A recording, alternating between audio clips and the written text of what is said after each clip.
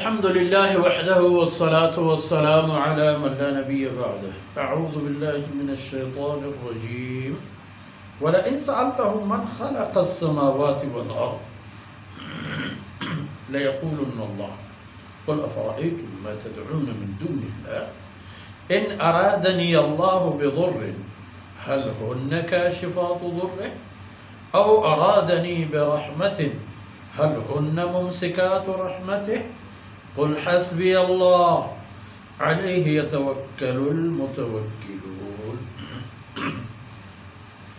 قل يا قوم اعملوا على مكانتكم إني عامل فسوف تعلمون من يأتيه عذاب يخزيه ويحل عليه عذاب مقيم.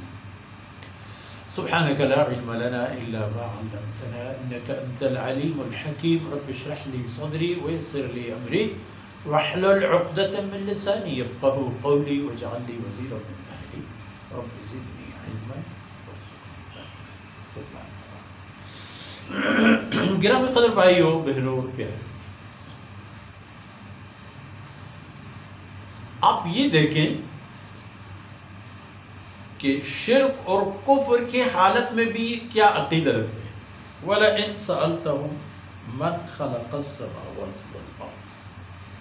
آپ ان سے اگر پوچھ لیں کہ یہ کائنات کس نے پیدا کی ہے، یہ کس کی تخلیق ہے، آسمان اور زمین سب کچھ، سب آسمان اور تمام سب کس نے یہ پیدا کیے ہیں، آپ جب ان سے یہ بات پوچھیں گے تو وہ جواباً کہیں گے کہ لَيَقُولُنَّ اللَّهُ، ضرور بالضرور وہ جواب میں کہیں گے کہ یہ تو اللہ ہی نے پیدا کیا. پھر آپ ان سے فرما دیں اب جن چیزوں کو یا جن مخلوقات کو آپ لوگوں نے معبود کا درجہ دیا ہے ان کی کارستانی، استعداد اور کارکردگی سے متعلق آپ مجھے کچھ سوالات کا جواب دو. قل افرأیتم ما تدعون من دون اللہ، جن لوگوں کو، جن چیزوں کو اللہ کے علاوہ تم لوگ پکارتے ہو، ان ارادنی اللہ بضر هل هن کاشفات ضر، اگر اللہ نیت کرے، اللہ چاہے کہ مجھے کوئی ضرر اور نقصان پہنچے، اللہ کی چاہت یہ ہو کہ مجھے کوئی نقصان پہنچے، تو کیا تم لوگوں کے یہ معبود اس نقصان کو اور ضرر کو مجھ سے دفع کر سکتے ہیں، اس کو مجھ سے دور کر سکتے ہیں، اس نقصان کو آنے کے سامنے رکاوٹ بن سکتے ہیں. او ارادنی برحمت، یا یہ کہ اللہ رب العزت کی مشیت ہو کہ اس کی فضل و مہربانی سے مجھے کوئی چیز ملے، کچھ ملے. تو بتاؤ هل هن ممسکات رحمت، کیا یہ معبودہائے باطلہ اللہ رب العزت کی کسی رحمت کا جو مجھ پر اللہ کی طرف سے آنا ہو اسے روک سکتے ہیں؟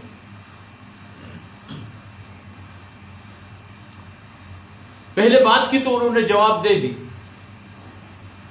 لیکن دوسری بات پر وہ اڑے رہیں گے، ان کے پاس کوئی جواب نہیں ہوگا، کیونکہ انہیں پتا ہے کہ ان کی معبودوں میں یہ سکت اور یہ طاقت نہیں ہے. یقیناً لاجواب ہو کے خاموش ہوں گے. تو پھر آپ بتا دیجئے کہ حسبی اللہ، آپ فرما دیجئے کہ مجھے اللہ کافی ہے. علیہ یتوکل المتوکلون، اللہ کی ذات پر اہل ایمان توکل کرتے ہیں، ان کا توکل اور انحصار اللہ کی ذات پر ہے اور وہی ان کا کام بنانے والا ہے.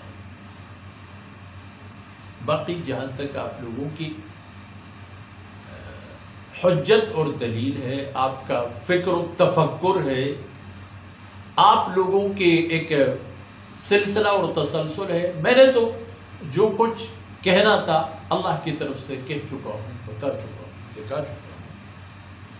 اب تمہاری باری یہ ہے کہ اب دیکھو اعملوا علی مکانتکم، جو چیز تم لوگوں نے اپنے دل میں بسا رکھا ہے شرک اور کفر کی صورت میں، خرافات اور بدعات کی صورت میں، تو پھر لگے رہو. عمل کرتے رہو اپنی حیثیت اور پوزیشن پر، جس حالت میں ہو اسی عقیدے، فکر اور نظریے کے مطابق چلتے رہو، اپنے روزمرہ معاملات کو ان کے مطابق نمٹاتے رہو۔